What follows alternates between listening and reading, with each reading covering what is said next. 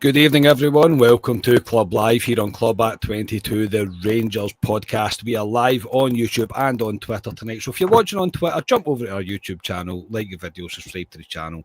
That would be very much appreciated. We're here to talk about all things Rangers and the return of competitive football with a friendly thrown in between it, and the mysteries of the world that it is following Rangers anyway.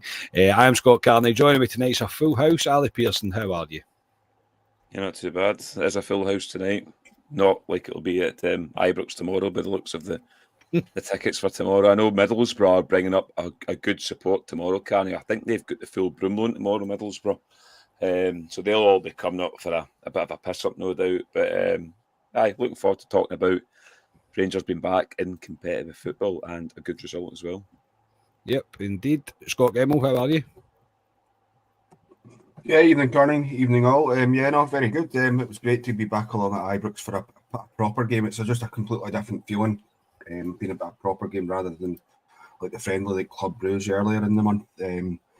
So all things good and a very good result that we'll be discussing as well. Absolutely. And Ross McLean. Ross, how are you? Hello, gents. We are back. Anyone who tuned in last week, the mother is allowed back to Ibrox. She came and we got the win. So we're buzzing about that. Yes, looking forward to tonight. It is very, very weird speaking about a friendly because it feels we should be speaking about the massive game that's coming up next week. But yes, we should get straight into it.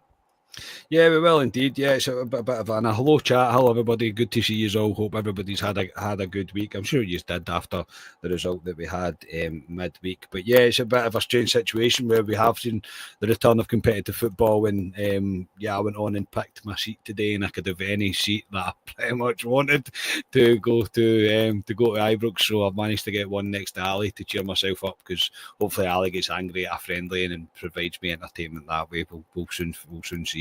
But yes, Ross, good that your ma went to Ibrox and she's allowed back, which is always a good thing. She was a good omen, Detective Munch for becoming a new member. Thank you very much. That's very much appreciated, and the name is tremendous. So yes, I very much appreciate you becoming a member of the channel. That's very much appreciated. We will get straight into things, and we'll start with that win midweek that Rangers had over Panathinaikos. Ali, I'll come back to you because obviously it was you and I that done the post-match after the game. Scotia, your take on proceedings? Safe to say that the first half, I'll be kind, flattered to deceive maybe. But second half, mate, things clicked. It definitely looked better after watching the game back. We did do a lot of things better in the second half. Did we put the first half down to jitters, maybe? Possibly. It was one of those proverbial sort of game of two halves, if you want to say. I actually thought we started the game okay.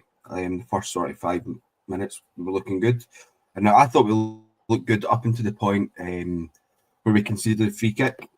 And I turned to the guys that I was sitting next to and said, that defensive line's very high for that free kick, higher than I can kind of remember it being at any point last season for that type of free kick. And I think there was a similar one in the second half, and actually from both of them, Butland's produced two very good saves for them, kept us in it in the first half. I was very impressed with Butland in the first half. I'm not been his biggest fan, I want to say, but no, I was really impressed with him, and he kept us in the game for me in that first half. But as I say, after that 8 minutes, we just really didn't get a foothold in the game. Thought we were poor. There wasn't really anyone in that team that was looking as if they were. The game was kind of sort of passing them by, really. There was a couple of players that we spoke about at half time, Aaron's, and even Lee Curtis, that we wouldn't have been surprised to see them taken off and someone put out in their place. But thankfully, Russell Martin stuck to his guns. Second half, apart from the wee scare with a similar sort of free kick in, Butland makes a very good save. But then after that, I think we really grew into it. Aaron started to look a lot better in that second half. Two fantastic goals, firstly from Curtis and then as well from GASSAMA. I really enjoy believing. If I'm being greedy, my only disappointment was that we didn't get a third. Sort of almost killed the tie. At 2-0, the tie is very much still alive. But based on what I've seen in the second half, I'm hoping we can bring that to Athens and get the result we need, because I don't like the look of that next qualifying round in the Europa League, if I'm being honest. Probably a tougher game than the one we're playing at the minute. Everybody said that, mate, and I think that's a shout, mate. I think, well, Servette, obviously, they're leading 1-0 at the end of their first leg against Fri 25th, so maybe a bit of a shock. And I say, very much, if you look at the stats of that game, looks like against the run of play. I'm not going to lie and pretend that I've went and watched that game, because I have not. But I did look and checking the stats out on that. But yeah, it looks like a more attractive tie than dropping into the Europa League.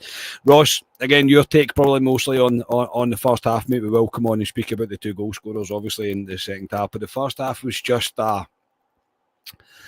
it didn't really click, and that's the nicest way I can put it. And even I say, after watching the game back, you could see just misplaced passes. Passes were going to the wrong place at the wrong time, probably. And I think it was just a wee bit of, I don't know, maybe we underestimate as well, playing in front of 50,000 people, a sellout. A lot of these guys have maybe never done something like that before in such again, a huge game for us at this stage of the season. But there's no doubt that in the first half, that's not what Russell Martin will be looking for. Far from it. There was a few moments early on in the first half where we were zipping the ball a bit nice. There was a few wee links of play, and I never get too ahead of myself, but I was like, right, is it 4 or 5 now we're winning this? Because genuinely we were popping it about nicely, but it just did not transpire in that first half. It was, I mean, the word Maui Billies was boring, and at times I can disagree with him. It was just passed it between centre backs, similar to kind of what we've been moaning and griping about before.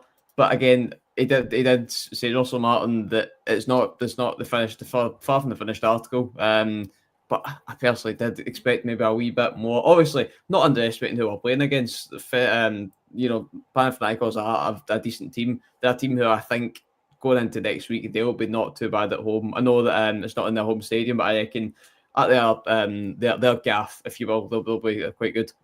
So yeah, the first half was very, very forgettable for me. So a few things we learned. I guess we're going to come on speak about kind of the game in more depth later on. But you could see a few wee linkages coming together. But it wasn't quite the full throttle Rangers that I thought we were going to get. Yeah, absolutely. I think the second leg's not actually at Panathinaikos' own stadium, because there's work getting done on their stadium, so we will be at their, it's like a Hampden ground apparently, kind of along the lines of that. So we maybe not be as intimidating as an atmosphere as maybe you would expect going over to Athens.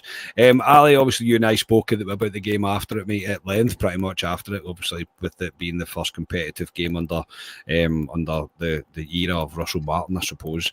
Anything changed for you in terms of what you've seen? Is there anything massively different?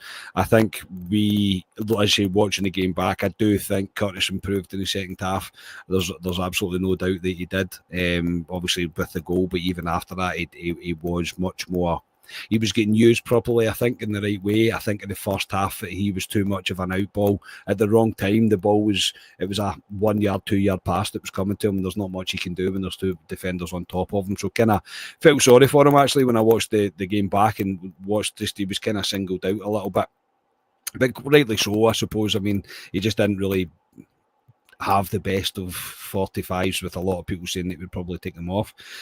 What I will say, Ali, and I'm so sorry I've been on about there, what I will say, we'd hardly used the right-hand side at all. James Tavernier was not utilised the way that we would usually see that. Very rarely in that first half anyway did we use that. And maybe that's a look at the future, mate. Maybe that's why Aarons was playing on the left, because, well, maybe that's why we were using the left, because Aarons was playing on the left and he's the guy that we need to get more up and running, if that makes sense.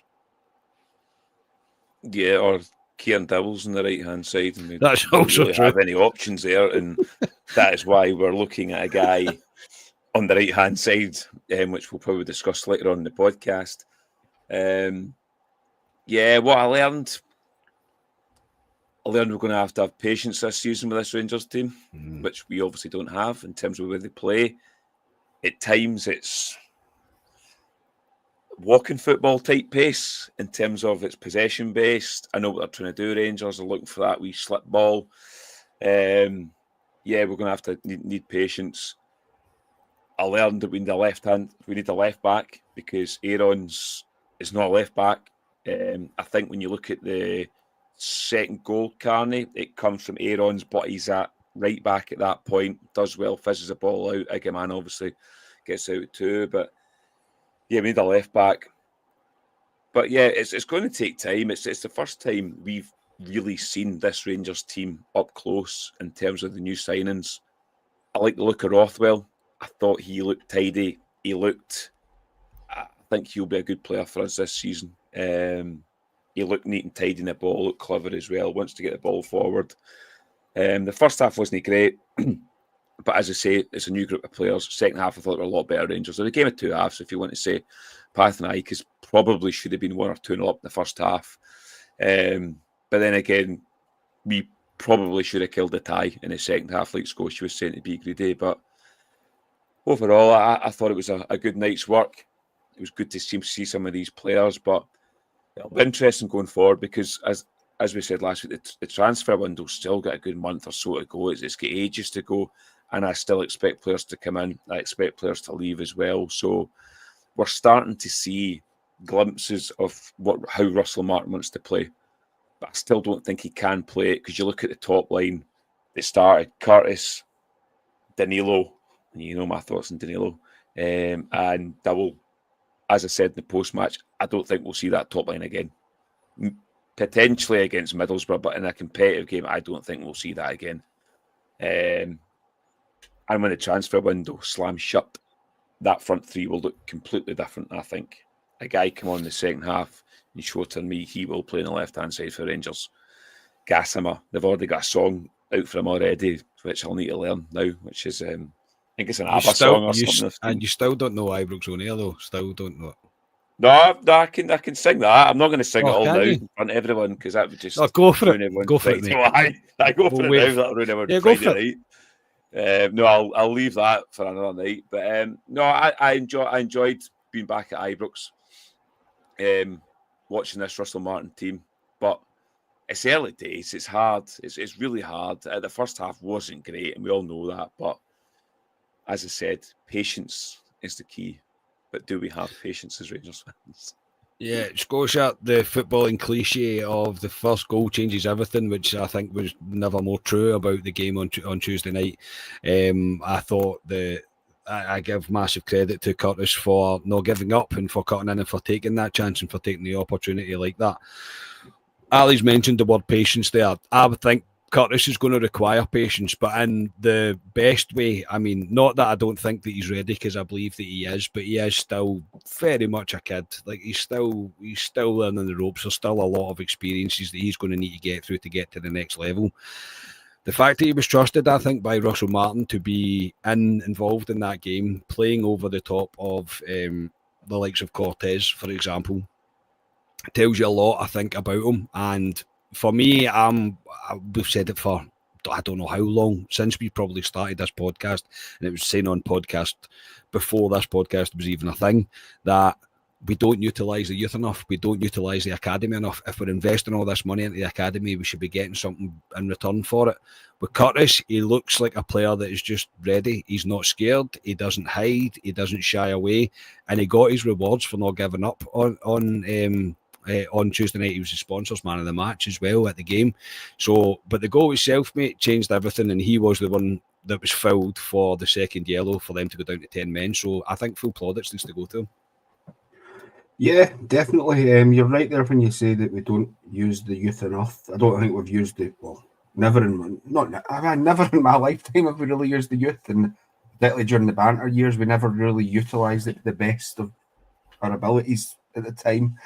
Are you telling me that John Daly didn't come through our youth academy, Scotia? Are you joking? Indeed.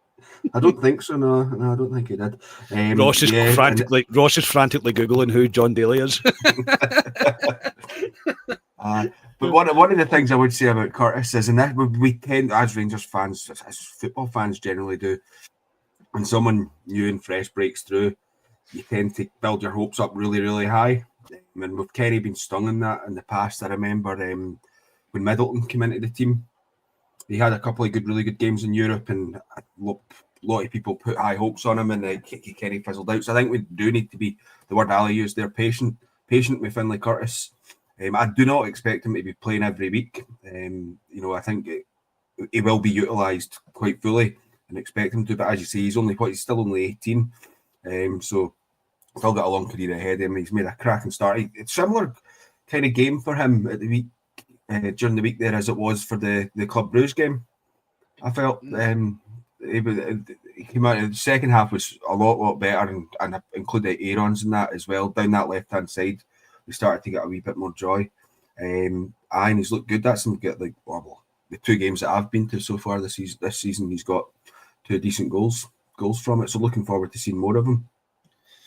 Yeah, absolutely. And Ross, enter the man, I suppose, enter the one that was on everybody's lips. I think we were all wondering if we were going to see him. The Catalyst, thank you very much for becoming a member. Very much appreciated. Really do appreciate that. Thank you very much. But I keep wanting to say GASSAMA, but I think it's GASSAMA. I think it's GASSAMA. So, but he's brought on me within 2 or 3 minutes of him being on the pitch. He kind of shows what he's all about. Ali's already got a picture of him on the other side. It's not on camera, but it's on the other side of his wall in that room there. He's already got a picture of him. Ali was waxing lyrical about him walking down Paisley Road, but quite rightly so. What a way to make an impact, mate. What a way to introduce yourself to the Ibrox crowd. He done exactly what we're all expecting him to do, taking men on, cutting inside, committing defenders. He's got a decent shot on him. I'm not overhyping him, and I'm trying to pinch myself and bring myself back down a little bit because I said the same about Cortez, and I said that on the post-match, but I did say the same about Cortez. But this one feels a little bit different to me. The fact that he's coming with such a reputation of people saying you're getting a bargain, etc., then I'm looking forward to seeing more of him. But what an impact and what a goal, mate. Oh, honestly, every single touch turned to gold for him. It was absolutely glorious. And, I've been absolutely longing for somebody to come on the pitch like that and to get you off your seat. That's the first time, I don't know about you boys, in a while that genuinely you're excited by a player. You're like, just pass the ball to him as much as you can. And I think probably the players at times are pretty, you could see Suter was trying to eye up where he was. It was absolutely glorious. The goal itself, that's almost as good as it gets in your debut. It's on the pitch for a few seconds, and what a way to make an impact. Might need to work on the old celebration, but there's still plenty of time for him to work on that. But honestly, such an exciting prospect. There was a few moments. There was a Trivela pass that he played. Their fullback, I don't know what the poor lad would have been thinking. Him coming on and being off jigs. Like, there's a wee bit of a step up. Honestly, unbelievable from him. And I wonder how long it is until he does get that start. Does he get a good amount of minutes at the weekend? I hope he does, because seeing him next week would be quite something. He said himself that he's ready. So obviously we know that Russell Martin's a good man manager. He'll know how to manage these moments well. But wow. Honestly, unbelievable. Scotia, I hope that you've got number 23 in the back of that shirt, because I would do the exact same next time I'm at Ibrox. Oh, what a player we've got in our hands. It'll be Scott Wright that Scotia has on the back of his shirt, but it won't be who you think it is. Definitely won't be. Is it Scott Wright, Scotia, or is it? Definitely not. I wasn't that big a fan of Scott Wright. I didn't mind him as much as some people hated him, but I didn't like him. I liked him at Hampden. That was the only time that I liked him. He was good at Hampden. Every time else, he was not very good at all. But yeah, Ali Scotia's probably correct that I was slightly disappointed we didn't make it 3, because it's a different look onto the tie, isn't it, if you make it 3? However, the players were looking tired towards the end. Again, that's where my dose of reality was coming in and going, you've got to remember where we are at stage. We are very much in the middle of well, not in the middle, we're towards the end of the pre-season, if you like. So the players are not fully there yet. But one player that you did mention as well, mate, that I want to pick out is Rothwell. He just looks a class above, mate, for me. He just looked... His passing was crisp. He was tidy on the ball. He was composed. He was willing to run forward. You can see that he's played at a kind of significantly higher level, probably than what we're used to seeing in Scotland, kind of day in, day out. He's a player that excited me. I'm slightly surprised, though. I will admit that he was playing as a almost like a 6. I expected him to be further forward. I really did. However, from what I've seen from him, mate, another guy that I'm looking very much forward to seeing more of. Yeah, he played as a 6. I think he played as a 6 in pre-season in the closed door games as well, when they kind of had that kind of 3 in the midfield. I felt for asking a wee bit because he was kind of been playing there last season and he kind of looked out of sorts a wee bit until the second half for Raskin. He kind of woke up the second half. I didn't think he was great the first half for Raskin. But no, Rothwell, he's been brought in as a senior player. We've signed a lot of young players this season and he wants to bring a couple of senior players in. Obviously, he's still looking at Cody for Leicester as well as a potential senior player coming. But Rothwell, he looks good. The Leeds fans were raving about him last season and he played pretty much every game for Leeds last season when they get promoted up to the top league last year. So, yeah, he looked good. I just liked him. He just looked neat and tidy in the ball, wanted to move the ball forward all the time, play with the head up. He just, yeah. I actually seen somebody on Twitter said he looked like what they thought when John Lundstrom came to Rangers, but better. That's what somebody you thought John Lundstrom was going to be. Yeah. That's what the guy described him on Twitter as. And I kind of got what he was saying there. But again, it's early days. But I always think when you see players, you get a feel straight away. Yeah, this guy's got something about him. It's like you talk about Gassama. I know I get carried away with him, but straight away I've seen something in him. And that's the same with Rothwell. They were out of the new signings. They were the 2 guys I came away from Ibrox and thought, yeah, I like the look of them. The guy at the back, what's his name again? Giga, sorry. As I said to you, Carney, the way we are going to play this season, he'll give me nightmares in certain games. I know he didn't get a great ball out to him. It was very close. It just shows you how a game of football can change because when he was dilly-dallying in that ball, it could have been 1 each, and then a minute later they're down to 10 men. But out of the new signings, Rothwell, I thought the first half was one of our best players in the first half, which wasn't hard. But him and Gassama for me, I thought Sean is the 2 new players. So yeah, he'll be a mainstay. I think Rothwell in this team. It'll be Rothwell, Raskin, and probably Diamandi. They might switch it for certain games potentially. Obviously, you've got Asgard to come in, who I'm looking forward to seeing as well. So, no, it was a good debut by him, and you could tell when he came off the park the applause he got from the Ibrox crowd. Yeah, exactly that, mate. It was his ovation was pretty good when he was going off, and I think, as I say, everybody can see with their own eyes. Like you can just, everything you just said, mate, you can just tell players got a wee bit about them. About players that were already here, Scotia, I think one man we need to mention is Jack Butland. He was tremendous on Tuesday night. I mean, absolutely tremendous. I can't criticise him at all. One little spill out that I seen that he had, but apart from that was Jack Butland before. Well, his calamity started to creep in. It leads you to the question, though. I've heard rumours, and I think I even heard it on Heart and Hand that we're still in the market for a goalkeeper. I mean, if we can get Jack Butland back to the way he was on Tuesday, because I thought his distribution, his and everything that he done on Tuesday was fine. I didn't think there was any issue with anything that Jack Butland done. I really didn't, and he kept us in it in that first half.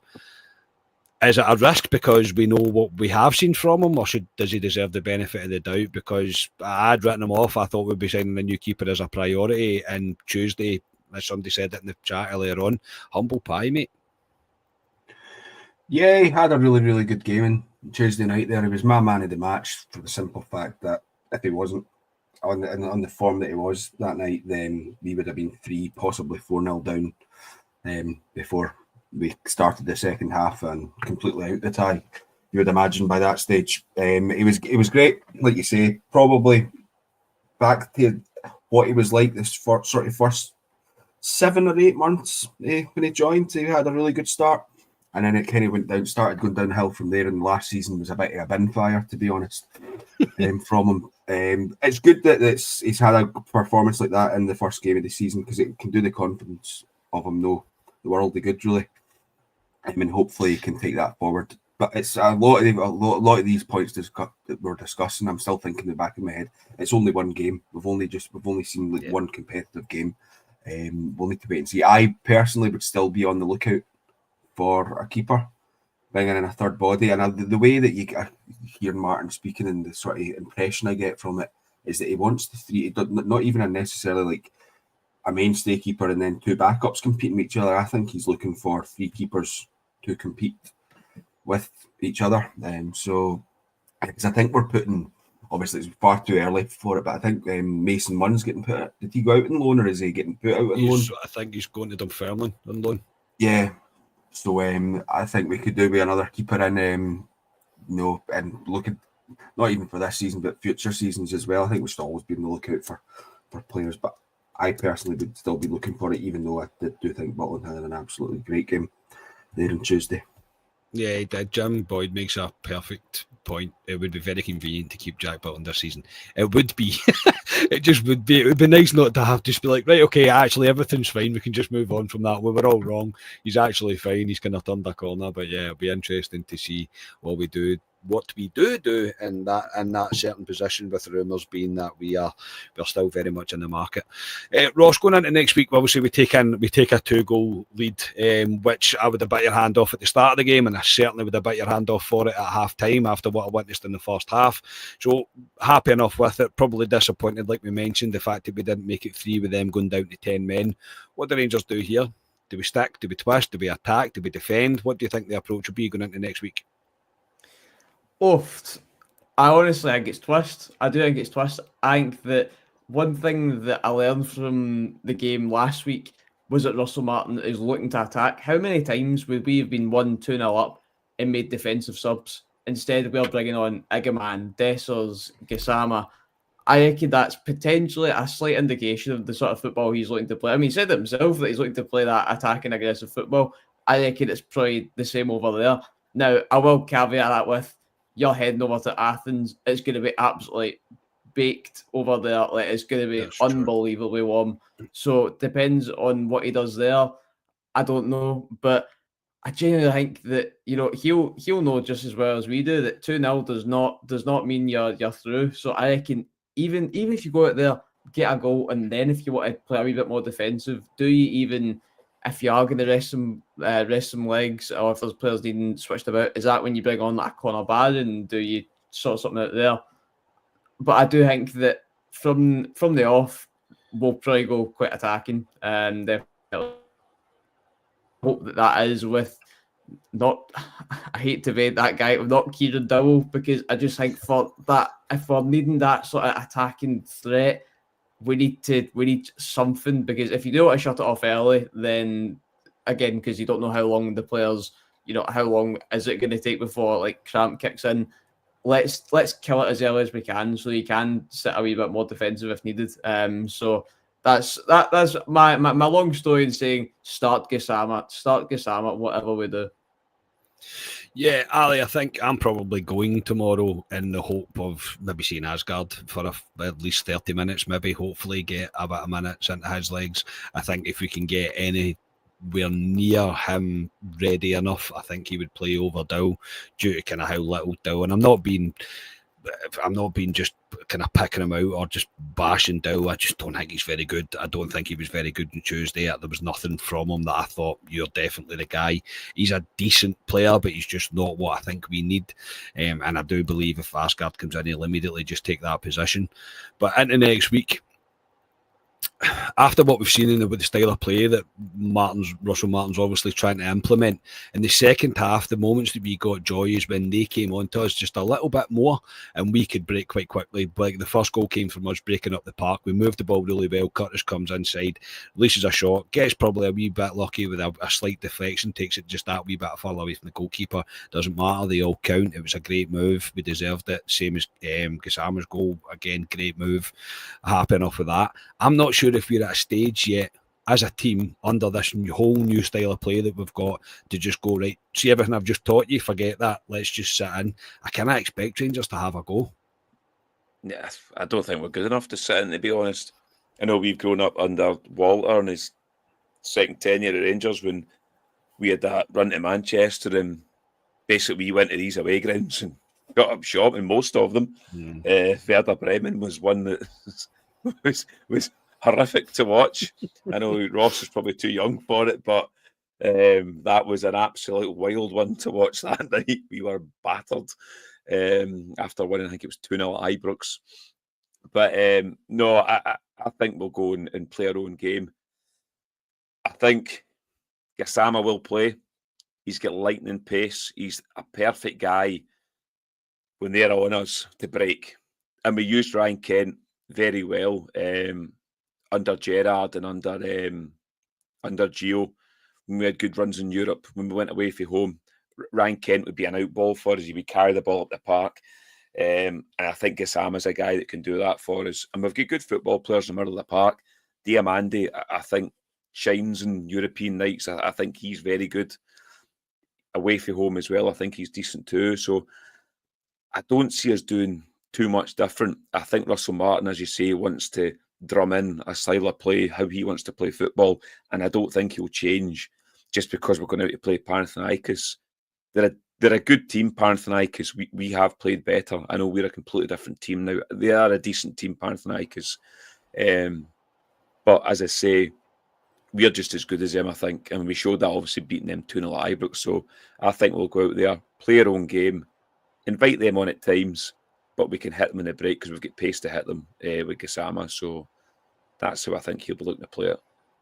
Scotia, what's your thoughts ahead of the return leg? What do you think Russell Martin will do? Are you in agreement that it's probably going to be pretty much the same? Because we're not really Martin's probably not at a stage where he fully knows what he can ask this group of players to do, if that makes sense. Like, he's obviously still trying to implement his main ideas. I just don't expect him to change that. I expect him to go, right, we'll go out and do the same thing that we done on Thursday, on Tuesday even, just not the first half, more the second half. Yeah, I think Rangers have always, I mean, it is a different team, but even last season we were pretty good on the counter-attack. And, you know, the majority of players that are kicking about in that team were here last season. I think we won't sit in as such, but I think where we will find joy is probably on that counter-attack.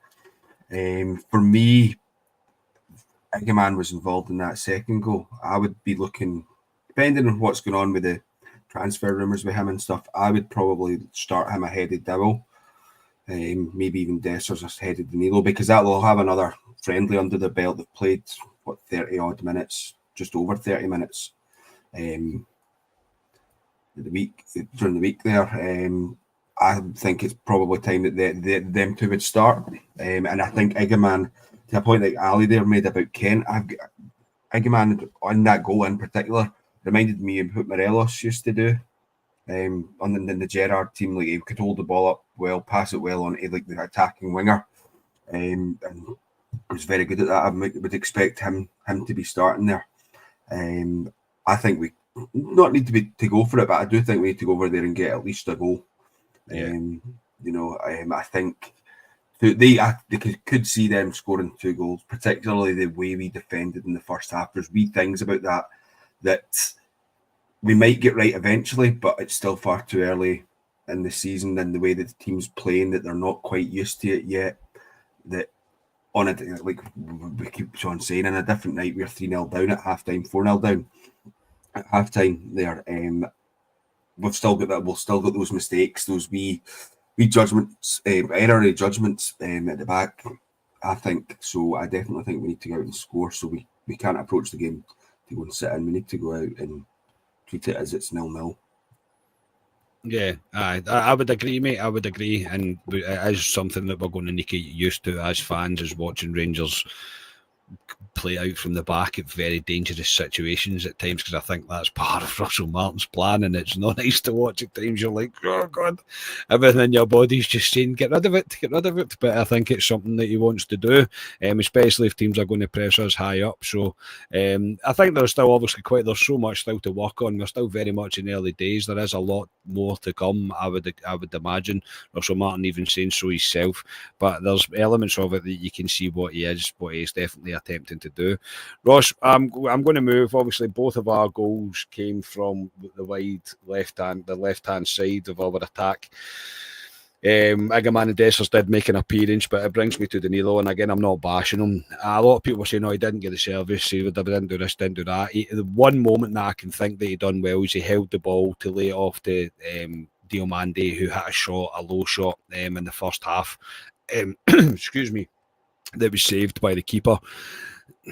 I don't see it with Danilo. Maybe I've got tinted glasses on. I'm not sure. Maybe I've already made my judgment on him. Agaman, when he came on, I thought didn't look sharp at all. Still looks like that kind of rampaging forward, if you like, but he didn't look that sharp. I think he's still a wee bit behind. Dessers wasn't really involved in the game. With Danilo, I'm not happy with him being the first choice. That's basically what I'm getting at. I'm not happy with him being the first choice. What's your thoughts on what I've just said, mate? And also, do Rangers still need to go into the market and sign a striker? I'm still unsure what I thought about Danilo, mate. To be honest with you, I do agree about. You would expect a wee bit more. One thing you were spot on last week, mate. That was his chance. That was his chance to bag a goal at Ibrox to make that kind of claim as your starting striker for the time being. I do also understand that he didn't get a lot of service. He did a lot of running. I mean, he did a lot of running. So that's probably the reason why. Obviously, we'll get onto this later on. But I'd probably start him next week, to be honest, probably because he's got that running in his legs by the looks of it. But I don't know. I reckon if it was one block different, he would have potentially scored a volley and maybe potentially having a different story. So I don't. It's all ifs and buts with Danilo. We've yet to see the $6 million fee in fruition, if you will. So there's still a lot to be asked for me from Danilo. In terms of Agaman, people will be absolutely bored of me because I say the same thing every week. He needs to play striker because for me, Igaman's our best striker. And I know that he's coming back to fitness, but I just think he's wasted out in the wing. He was outstanding to hold the ball up. And Ali, you're spot on with it. Scotia was spot on with the Morelos comparison. You've seen that many times before, and it's underappreciated, that kind of work off the ball. But I just, for me, mate, if we're going to be serious about what we're doing, get Igaman up top. Although I will also say that Russell Martin did hint a few weeks ago, it's if we can keep Dessers and Igaman. Obviously, I'm paraphrasing, but he did kind of. It wasn't 100% convincing they were both going to be here at the end of the window. So that adds a completely different story to it, because then, God forbid, Danilo gets injured and you're relying on Josh Gentles at the end of the day. That's the only other striker that we've got.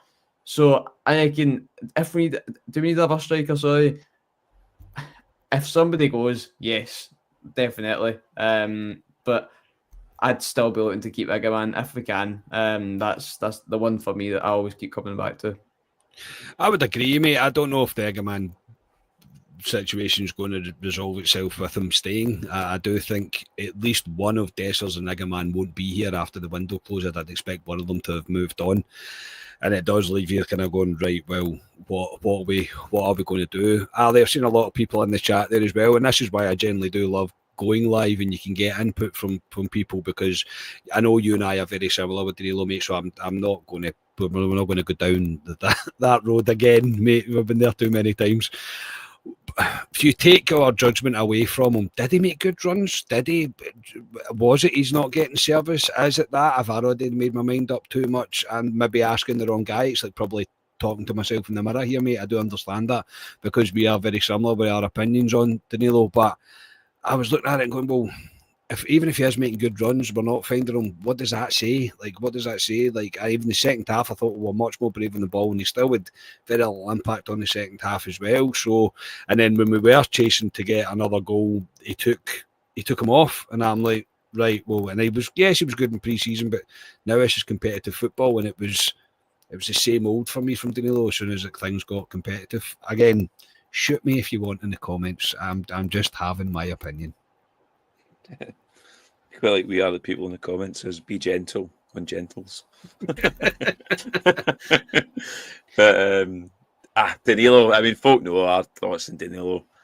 The only thing I'll say about Tuesday night was who he was playing with either side in terms of Kieran Dowell, especially the first half, and young Curtis. I didn't think helped him. I thought he tried to link the play at times. Obviously, there was the one shot he had, which he was unlucky with, which was the volley just before half time. But apart from that, I was looking at him, Carney, going, it doesn't strike fear into me. See if I'm a defender and Danilo's playing in front of you, it just doesn't. It doesn't strike fear to me at all, Danilo. And if Igaman and Dessers were up and running in terms of pre-season, Danilo wouldn't be playing. Danilo's only playing because the Igaman and Dessers basically aren't fit enough to play. And that's why you've seen Igaman and Dessers come on the last 30 minutes, whatever it was. They'll probably start. I'd like to think Igaman and Dessers will start against Middlesbrough tomorrow and then potentially come off and Danilo go on to give them more minutes in the legs, because I agree with Scotia. Going out to Panathinaikos next week, Dessers, and I think Igaman will play. I think Igaman, I prefer Igaman through the middle, but the right-hand side's got nothing at the moment. He's got absolutely nothing unless Asgard's potentially fit, but you could play Igaman kind of out there with Dessers in the middle. Dessers does well in Europe. He's got a good record in Europe, especially Europa League. Danilo, for me, nah. And the difficulty, I want a new striker this season. A striker's the guy you really want. The top line's what you like as fans. Strikers one. Brings out the 14-year-old boy in you, mate, doesn't it? You got excited about a striker getting signed. Of course it does. You always do. It does. The problem with Danilo is we're not going to get rid of Danilo. He's the one guy Rangers probably ideally would like to get rid of if they could, but they can't because he's been injured for God knows how long. Nobody's going to touch Danilo, so we're stuck with Danilo. Out of Dessers and Igaman, what's been said, Igaman's more likely to go potentially, which would free up to bring a striker in. But Danilo going forward, he's a third choice striker for us, Carney. That's all it is. I know we get grief in this podcast because we don't rate him. Same with Jeffy as well. Same with Jeffy as well, and that's another discussion left hand side. But for me, he's just not good enough. And I know folk fling it back in our face and go, well, he's been unlucky, he's hardly played it. This, that, and the other. Barry Ferguson watched him for 3 months last season when he was fully fit and said he was, well, we know what he said about him and Cortez. Yeah. He looked bust in pre-season. It's the first pre-season he's had, but for me, he's not got it. But I would love him to prove me wrong. I'd love to come back in this podcast in 4 months' time and go, I completely got it wrong with Danilo. But I can't see it. Your eyes don't lie. Yeah, your eyes don't lie. I'm exactly the same. I'm still a wee bit... I'm underwhelmed by him, and I'm not seeing anything to change my mind.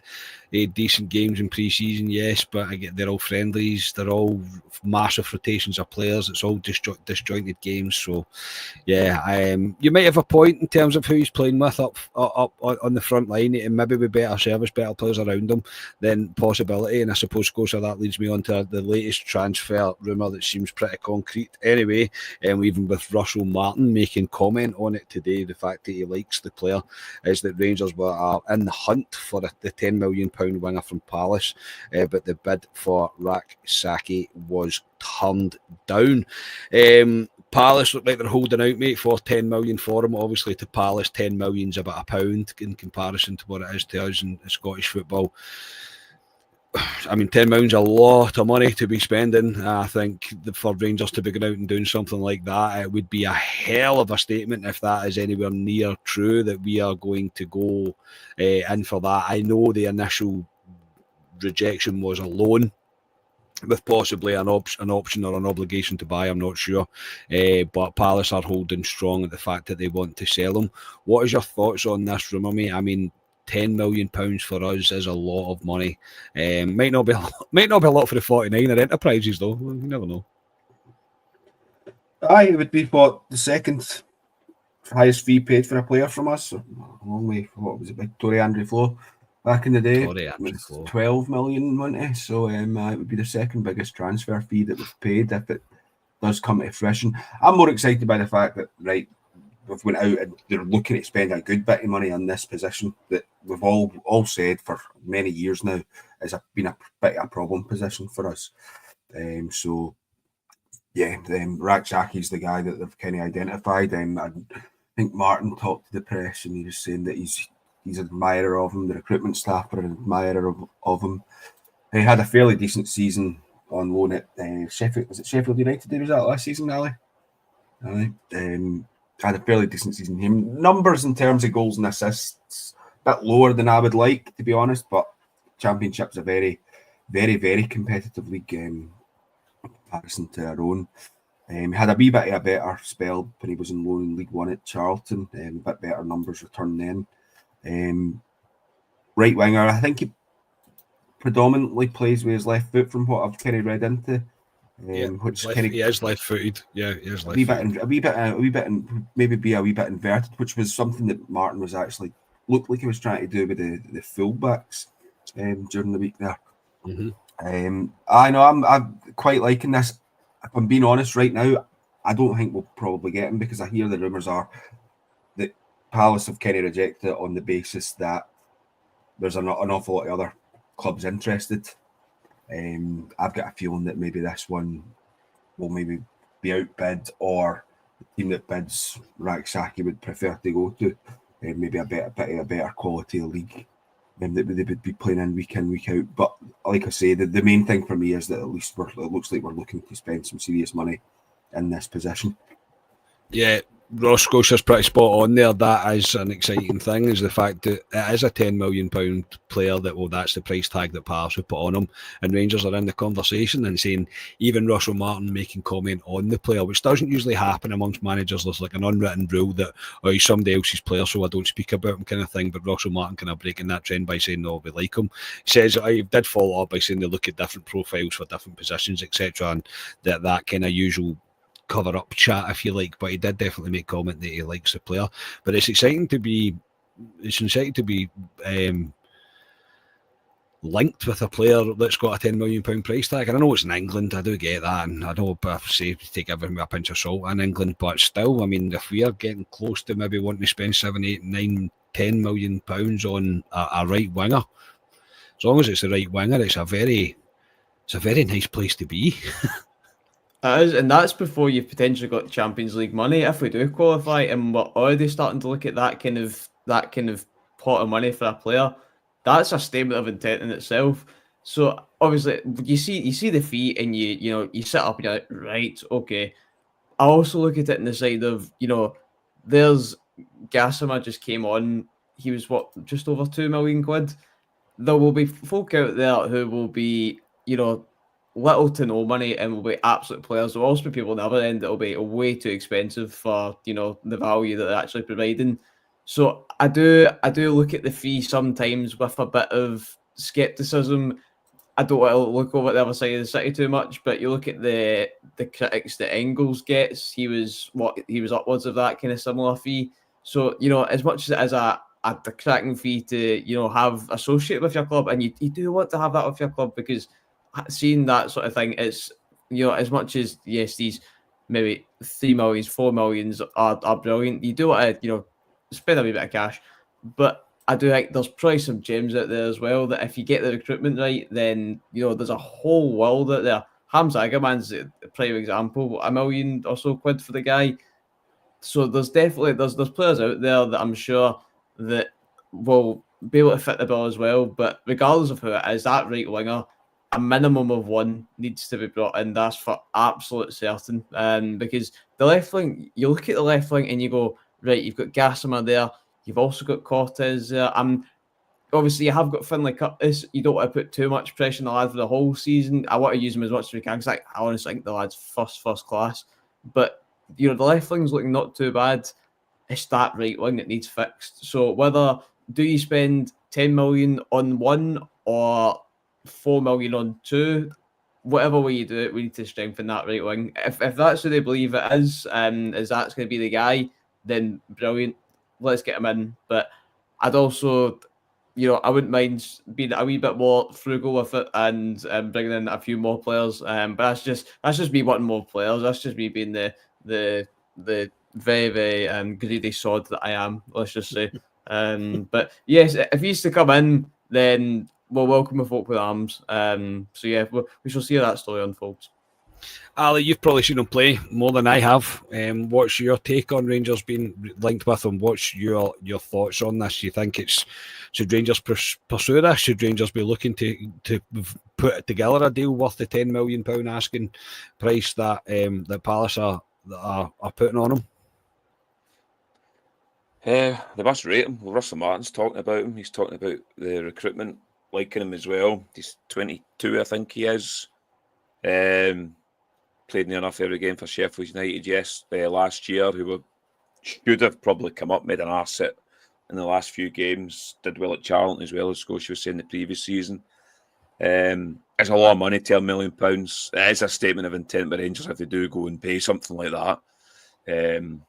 But as Ross was saying, £10 million doesn't guarantee this guy to come in and be a world beater for Rangers. I think he used a good example of Engels at Celtic, who is a decent player, but he's got a 10 million tag above his head, which he gets beat down with quite a lot. The same with the striker they've got as well, Ida.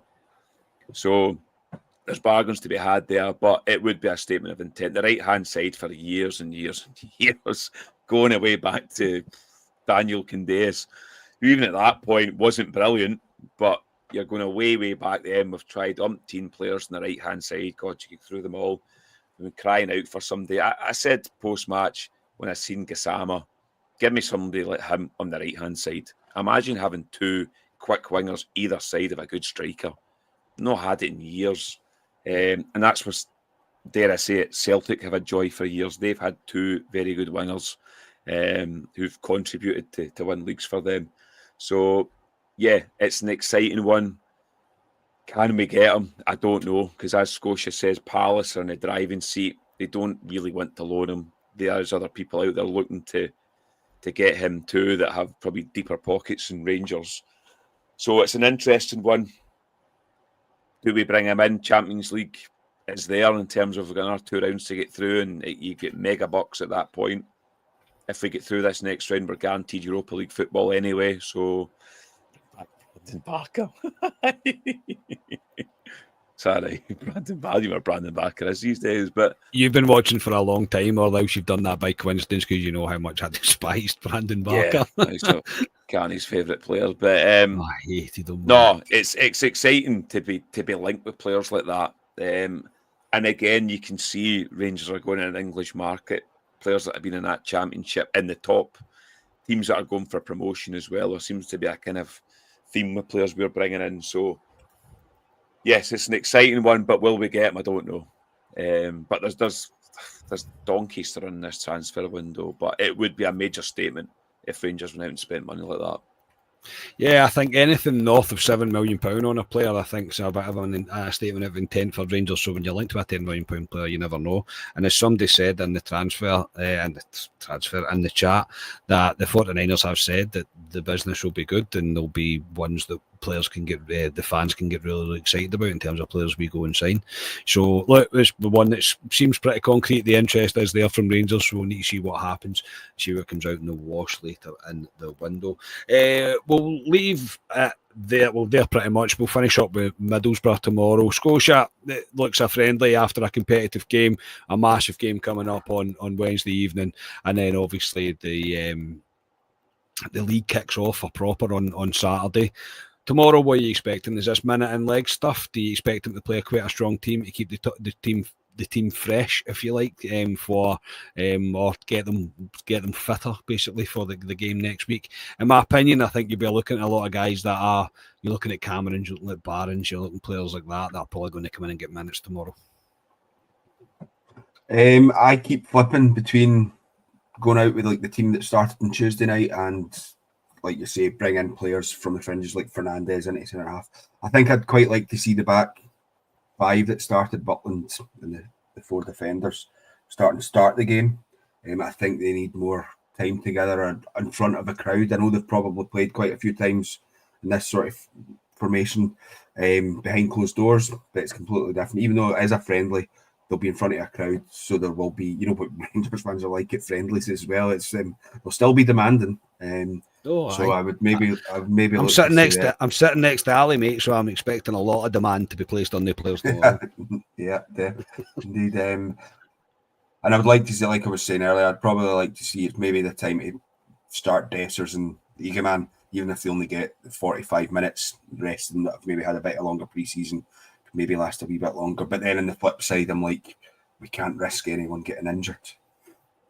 So there is that. Be interesting to see if Asgard is any closer to fitness, if he'll get some minutes in the game, because I'm quite excited to see what he can bring to the team. But I think, like I say, keep flipping, but I expect him probably to start with similar to the team that started on Tuesday, and the majority of them to play at least 60 minutes, and then he'll maybe start changing it up, because I do think they need a wee bit more time together in front of a crowd.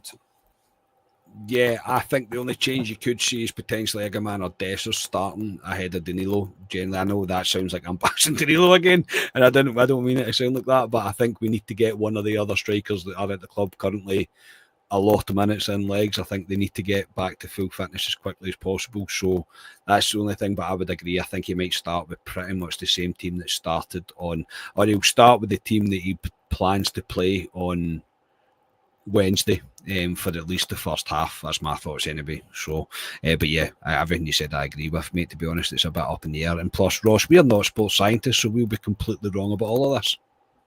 Of course. As long as you get that 8 hours sleep, that's what they say. That 8 hours sleep and your Weetabix in the morning, you'll be fine. I've got kids. I've got 2 kids, mate. I can't remember the last time I slept for longer than 6 hours, honestly. So, sports scientists would have a field day with me, so they would.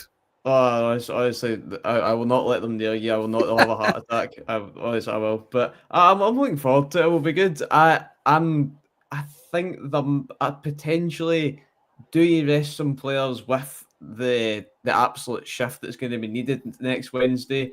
I don't know if you almost do play a less strong team with that in mind. I do think you're spot on. You could potentially see a Cameron in there, Fernandez. Do you see Cortez in there? I also think, and one guy we didn't speak about in kind of isolation tonight was the fact that Aarons. You could tell he's a right back playing at left back. So Absolutely. do you see Jeff to come back in there just as an option at that left back? You know, because I also think for Aarons as well, there's so much talent there. There's so much talent. Do you want to use that all season at left back? So you can maybe see a Jeff in there. In terms of a team, I've went Butland, I've went Aarons at right back, Giga, Suter, Jeffy. I'm going midfield I'm going Rothwell.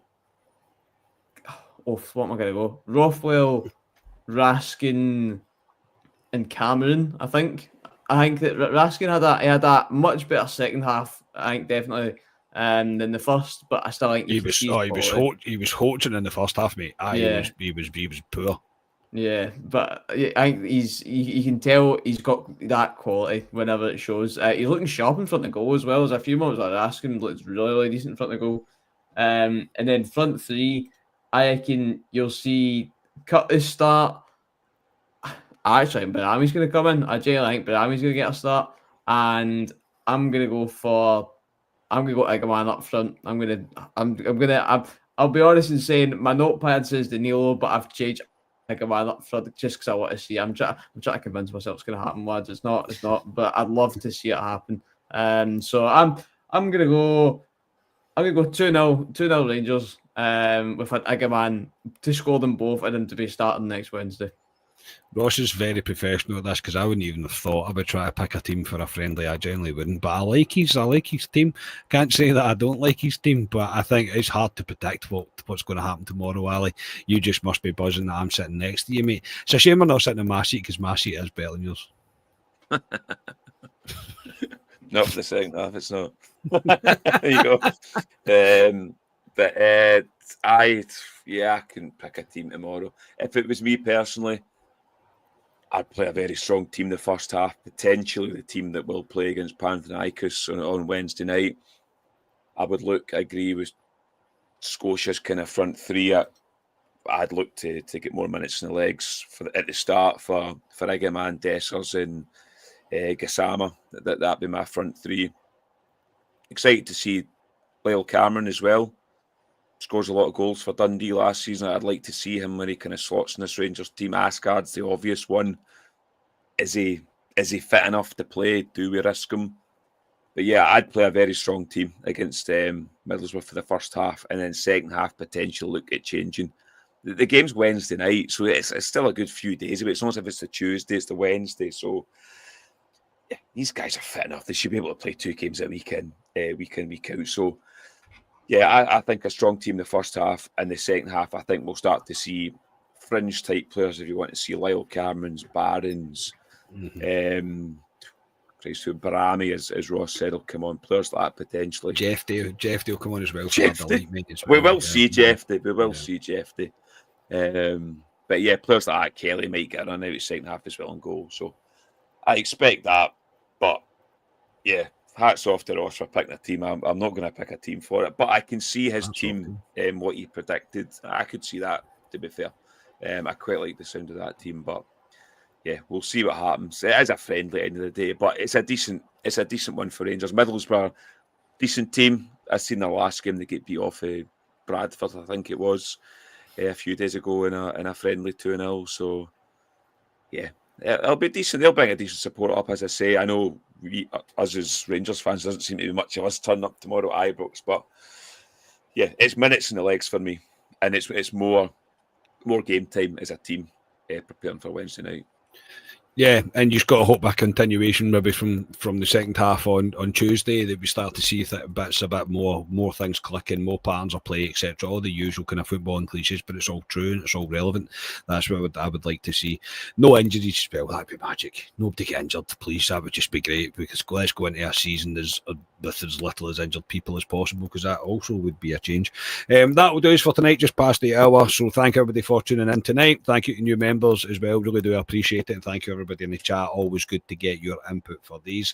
For tonight, Alistair, thank you very much, mate. I'll see you tomorrow. Yep, we'll see you tomorrow. A 2 o'clock kickoff. I thought it was a 3 o'clock kickoff all week until I actually looked at it. No, it's a 2 o'clock kickoff. Your smart cards do not work, everyone, again. It is the QR codes again. But no, I look forward to being back at Ibrox. As I say, friendlies are a bit... They're crap. They are. You want them out the way. You really want them out the way. I'll be honest, mate. I'm only going because I'm hoping to see Asgard tomorrow. That's it. And I've got a podcast. Yeah, it might be beneficial for me to go to the game. Yeah, if I'm going to do a pod. Yeah. Yeah, they're not great unless it's maybe an away trip with friendlies and you have a good time. But you really want them out the way in the proper football starting. Just so happens the proper football did start for us in terms of Champions League, but. No, I look forward to it. It is the last friendly before it all starts, if you think about it. We go to Panathinaikos on Wednesday, and then the league starts on Saturday. Good time as well for us away to Motherwell. So it's here. So no, I'm looking forward to going tomorrow, and we'll see what the turnout is when we arrive at Ibrox. Me and you. Probably, mate. Probably just me and you. And the dog. Yeah. And the dog, aye. Scotia, thanks, mate. Yeah, cheers, girl, lads. That was a good discussion tonight. Much enjoyed it. Yeah, I am not going tomorrow, I don't think, although I'll possibly wake up in the morning and then decide that I'm coming. You will. That's you, Dr. My Cheers, Gamble. Enjoy it. And if I'm not there, enjoy it. But I may change my mind last minute because I don't see it selling out in the next 14 hours or so. On Ali's row, mate, I had a choice of any seat, and I actually picked the one next to him. I don't know what I was thinking. So you'll definitely get a seat, mate. I'll see you tomorrow, Scotia. I 100% know you're going to wake up tomorrow and buy a ticket, mate, so I'll see you tomorrow. Ross, thanks very much, mate. I might see you tomorrow, Ross. There's a message after us, mate. I'll give you where we're sitting. You'll be able to buy a ticket next to us. I will do, Jez, I will do. Unfortunately, I'm jetting off to sunny Spain this weekend, so unfortunately I won't be there. But I shall be there in spirit, and I'm sure the mother will be there in spirit as well. But as long as I win for Rangers, that's all we can ask for. So I thanked everybody in the chat. I've got a good chat as always, and yes, let's get this friendly out of the way and get on to the big game on Wednesday. Absolutely, yes. Let's get this over and done with tomorrow. Tomorrow we will bring a reaction to the game as well, don't you worry. There will be a video of some form from Alistair and I at least tomorrow, but I say probably expect Scotia to pop his head in, because I do imagine we'll see him tomorrow. But yeah, thank you everybody again for tuning in tonight. Please like the video, subscribe to the channel, all the usual stuff. Really do appreciate all the support. The real proper football is nearly starting. Obviously, we've had one competitive game, but as after tomorrow, when that final whistle blows, competitive football is fully back. And yeah, this podcast will kick back into full flow as well, with all our shows returning. So can't wait for that. Again, thank you everybody for the support. Hope you stick with us for this full season. I'm sure we're in for a bit of a roller coaster. We will speak to you tomorrow. We are Club at 22, the Rangers podcast. Good night, everybody.